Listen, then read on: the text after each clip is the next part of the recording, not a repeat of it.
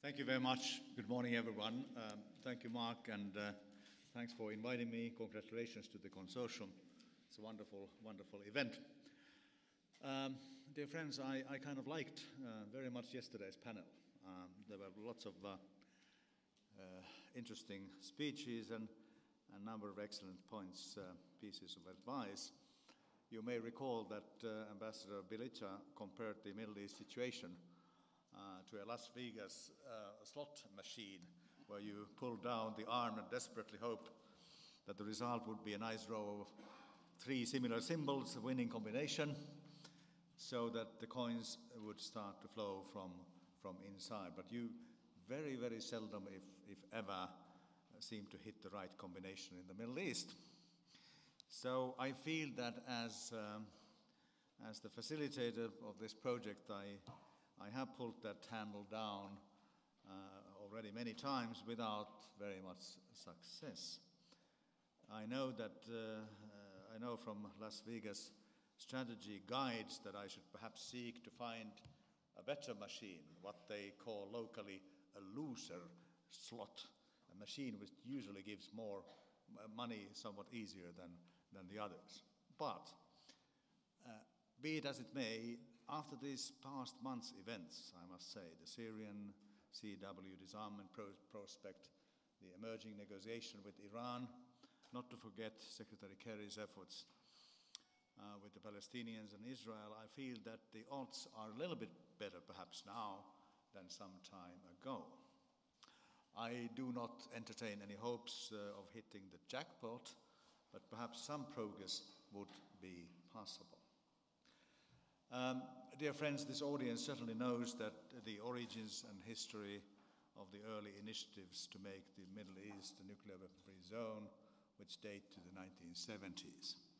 So in 1995, the proposal was further elaborated to encompass not only nuclear, but also chemical and biological weapons, as well as their delivery vehicles. Finally, in 2010, an action plan was adopted, including the appointment of a facilitator and a host country for a conference on the establishment of such a zone.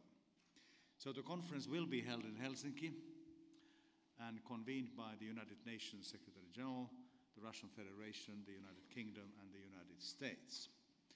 So while the proposal is old from the Cold War, the context today is, of course, totally different. And therefore, the whole idea should perhaps be viewed with today's glasses, not yesterday's. Much effort has gone into preparatory work in the form of consultations, primarily on a bilateral level. I have reported about them in detail at the NPT PrepCom meetings, so I will not go into that very much.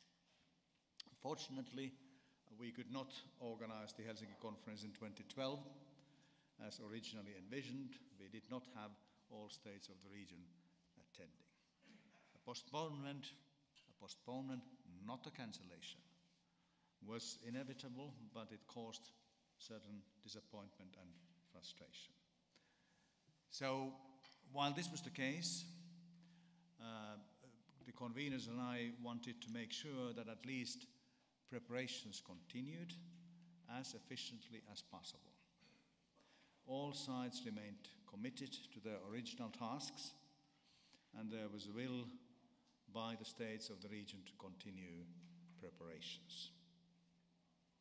In fact, I must say I have enjoyed a very good working relationship with all concerned.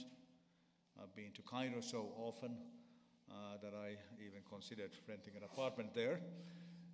I'm grateful for the many working papers, discussions and exchanges I've had with members of the League of Arab States. Similarly, we have visited Tehran many times and had bilateral contacts and consultations with Iran. And I have certainly enjoyed equally my working relationship with my Israeli colleagues. In fact, in their recent communication to us, the Israeli government reiterated, and I quote, Israel's positive approach towards the Geneva consultations, the purpose of which would be to, and I quote, to build agreement between the regional partners on a conference to be held in Helsinki, unquote. So much work has gone into preparations. Unfortunately, the idea of multilateral preparatory consultations has not until now been accepted by all sides without certain criteria which needed to be satisfied. And while the conveners and I presented our suggestions as to how these criteria could be met, we received requests to provide further clarifications and also answers to new, very important questions.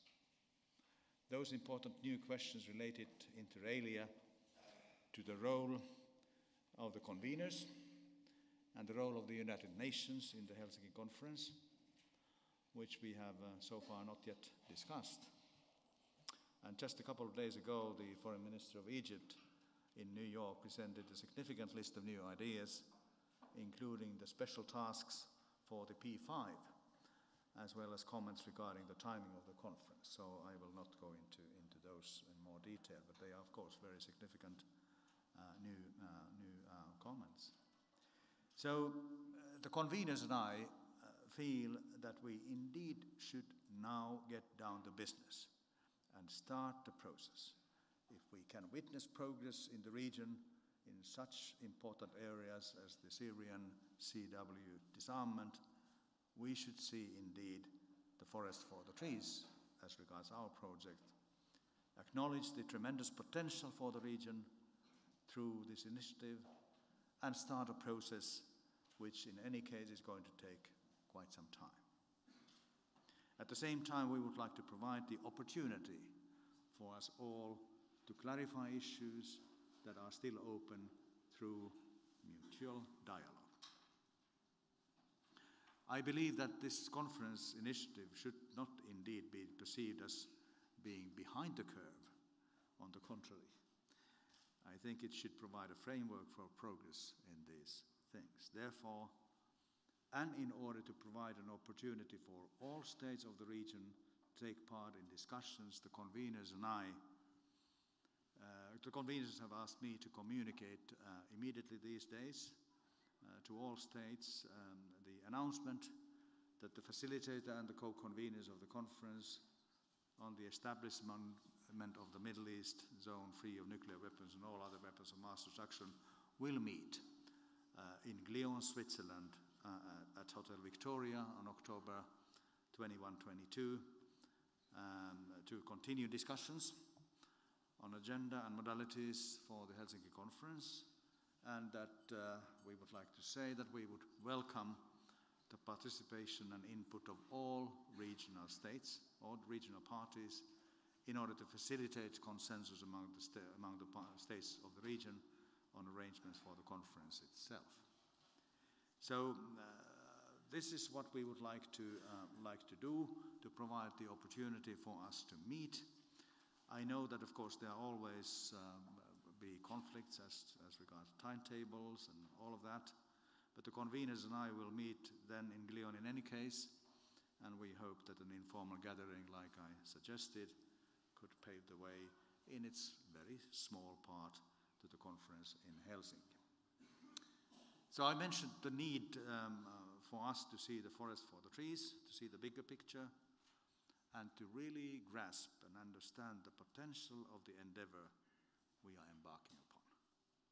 We were all reminded yesterday about the fact that professionally we tend to be sophisticated pessimists. We always tend to find obstacles for things, excellent reasons why this or that idea is truly unworkable. So my own career over 40 years has encompassed times of frozen Cold War, where division and conflict, lack of contacts and cooperation reigned Europe. But it was possible to gradually work ourselves out of this unfortunate situation. I know Middle East is no Europe. Nevertheless, the methodology of dialogue and negotiation, gradual progress towards mutual accommodation and seeking consensus-based arrangements are available, of course, also there. So there are lots of good reasons why a more secure, more stable, and more prosperous region of the Middle East would be just what the 21st century would badly need. So perhaps, Mr. Chairman, I would still go again to Las Vegas, pull the handle once again, and hope that the winning combination is there. Thank you very much.